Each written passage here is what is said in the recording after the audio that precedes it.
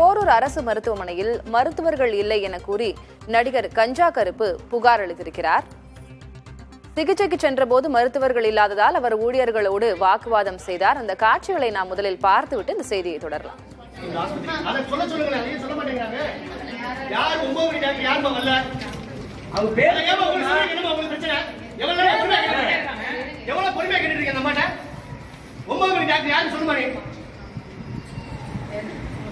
சரி நான் வந்து பாக்குறேன் கேட்கவே இல்லம்மா. அந்த ரூம்ல ஏசி போடுறது யாருமா டாக்டர் பேர சொல்லுமா நீ முதல்ல மா நீங்க எழுதி கொடுங்க யார் யார் டாக்டர் தான் இந்த ஃப்ளோர் ஒரு ஆள் எடுத்து சொல்லுங்க மேடம். Oscar நேராங்க madam. நாங்க தெரிய முடியாது எவ்வளவு பப்ளிக் இருக்கோம் பாருங்க. மீடியா வரும்போது எவ்வளவு உங்களுக்கு இஷ்யூ ஆக போகுது. இவங்க 2 பேர் தான் மாட்டேன் சேவ் பண்ணி மாட்டிக்கிட்டீங்க. நான் சொல்லிட்டேன் முதல்லயே நீங்க கரெக்டா கொடுத்துட்டு உங்க பேர்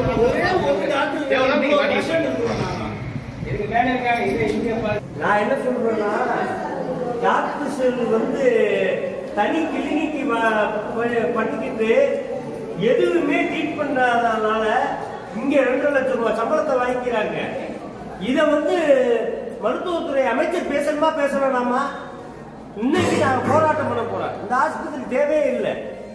எத்தனை மக்கள் நாய் கடிச்சு ஒருத்தர் இருக்காரு, மண்டை உடச்சு ஒரு பையன் ரத்தத்தோட உட்கார்ந்துருக்கேன். பாட்டி ரத்தவாந்தி எடுத்து பாவம் அந்த பாட்டி ரத்தவாந்தி எடுத்து செத்து போச்சு. அது ட்ரீட்மெண்ட் பண்ணிக்கிட்டு இருக்காங்க. வேற என்னத்தை நான் பண்றது? தப்பா நடக்குது. இந்த டாக்டர்ஸ் வந்து நம்பர் கொடுக்க மாட்டேங்கிறாங்க. டாக்டர் நம்பர் கொடுக்க மாட்டேங்கிறாங்க. பேரை கூட சொல்ல மாட்டேங்கிறாங்க. 8 மணில இருந்து ஏசி மட்டும் ஓடிட்டு இங்க வாங்கனே, இங்க வாங்க. அவங்க டியூட்டி டைமிங் பாத்தீங்கன்னா 8 to 1 ன்னு போட்டுருக்காங்க. மணி 10 மணி ஆகுது. இங்க யாரும் சாப்பிடவே இல்ல. ப்ரோ எல்லாம் கையில காசு இல்லனா கவர்மெண்ட் ஹாஸ்பிடல்ல வரணும். அவங்க உள்ள இருக்கிற மாதிரி பில்டப் கொடுக்குறாங்க. ஆனா எந்த டாக்டரும் கிடையாது. காலையில 7:30 மணிக்கு வந்தேன் நானு. எப்போ வருவாங்க தெரியல. சொல்ல மாட்டேன், தப்பா நினைக்காதீங்க. எனக்கு என்னன்னா திடீர்னு ஒரு நெஞ்சு வலி வந்துச்சு.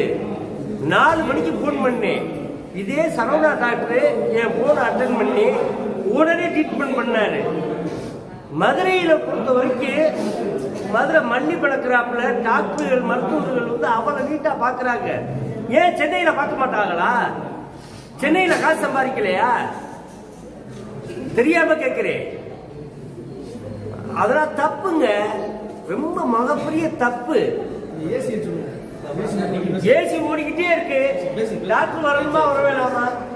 வேணும் ஓடிக்கிட்டு இருக்கு. இது ஃபுல்லா மக்கள் காசு தானங்க போய்கிட்டு இருக்கு.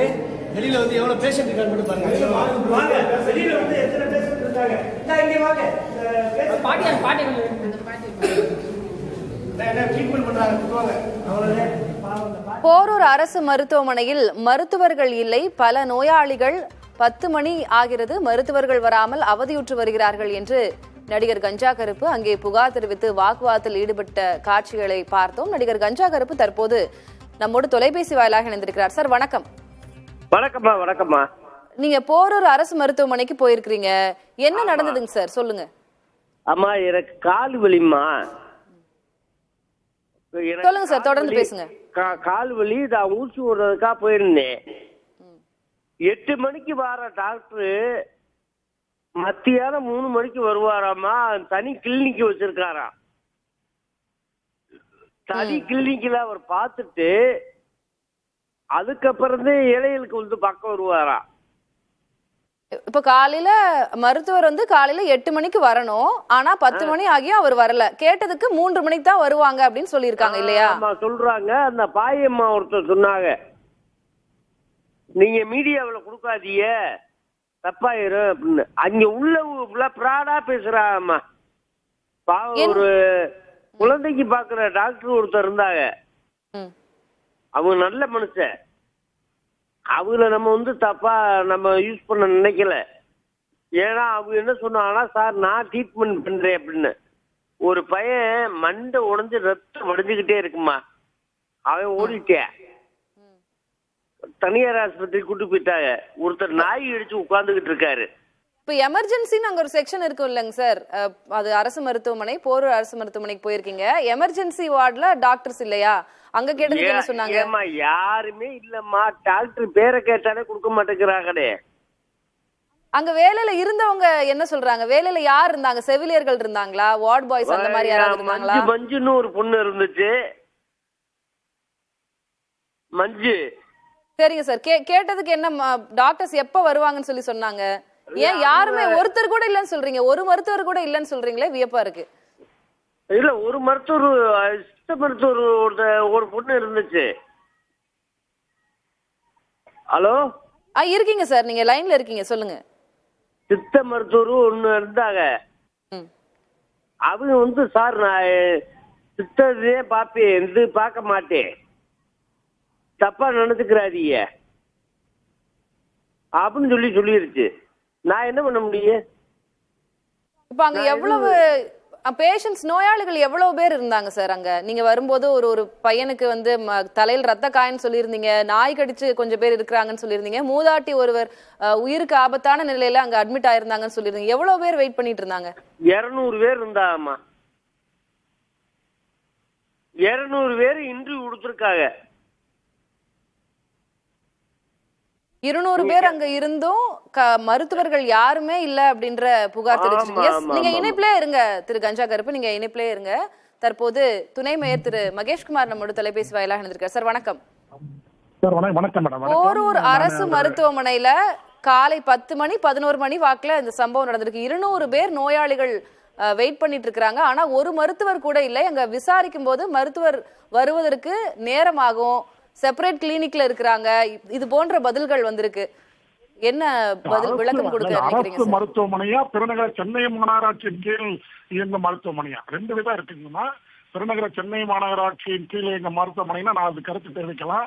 அரசு மருத்துவமனைனா துறை அமைச்சருடைய கவனத்துக்கு. நகர்ப்புற சமுதாய நல மருத்துவமனை போரூர் ஒரு நகர்ப்புற செலவு தெரியல, அது எனக்கு அரசு மருத்துவமனையா இருக்கலாம். பட் இருந்தாலும் கூட நாங்கள் சென்னை மாநகராட்சியுடைய கீழ் என்கின்ற மருத்துவமனைக்கு நாங்கள் ஏற்கனவே 2 நாளைக்கு முன்னாடியே மாநகராட்சி ஆணையரும் நாங்கள் எங்களுடைய மாண்புமிகு மேயர் அவர்களும் நாங்கள் அறிவுறுத்தியிருக்கிறோம். எல்லா நிலையிலும், ஏன்னா கடுமையா பணி சுமை இருக்கு, மருத்துவர்கள் கூட கடுமையான கொஞ்சம் பணி சுமை இருக்கு. கிட்டத்தட்ட 10 மணி நேரம் 12 மணி நேரம் அவர்கள் பணிபுரிகிறாங்க.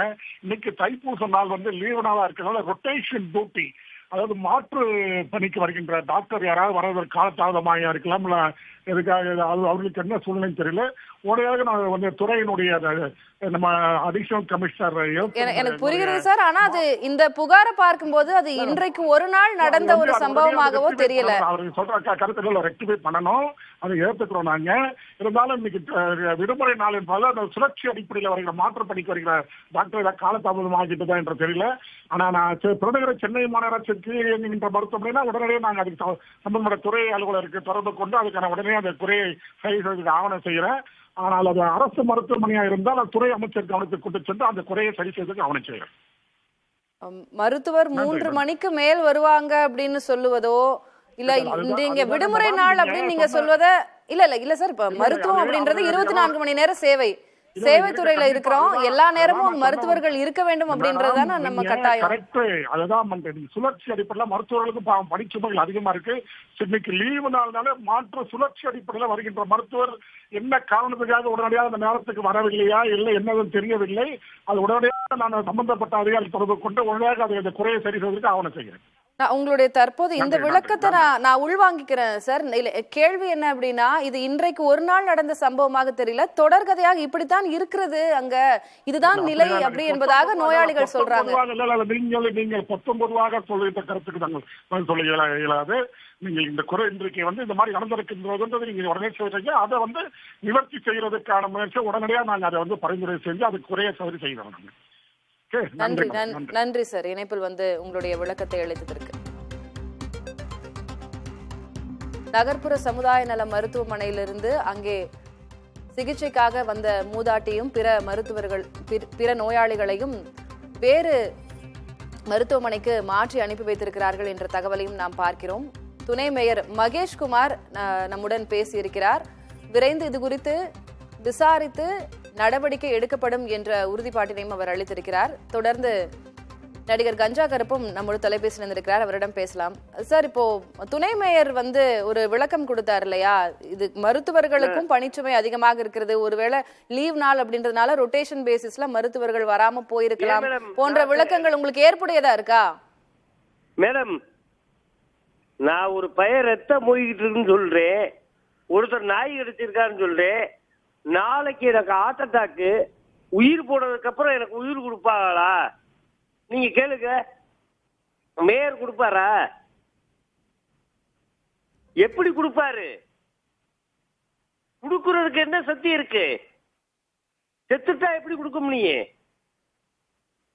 ஏங்க ஒரு பதில் இல்லையாங்க. மக்களுக்கு வந்து கவர்மெண்ட் ஆஸ்பத்திரி எதுக்காக இருக்கு? அதை சரி பண்றதுக்காகத்தே இருக்கு. ஒண்ணுமே பண்ண முடியலன்னா நான் என்னத்த பேசுறது? யார்கிட்ட பேசுறது? என்ன பண்ண முடியும்?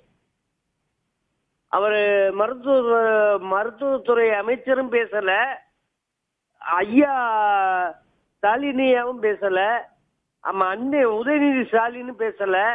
நான் யார்கிட்ட போய் கேட்கறது சொல்லுங்க? புரிகிறது.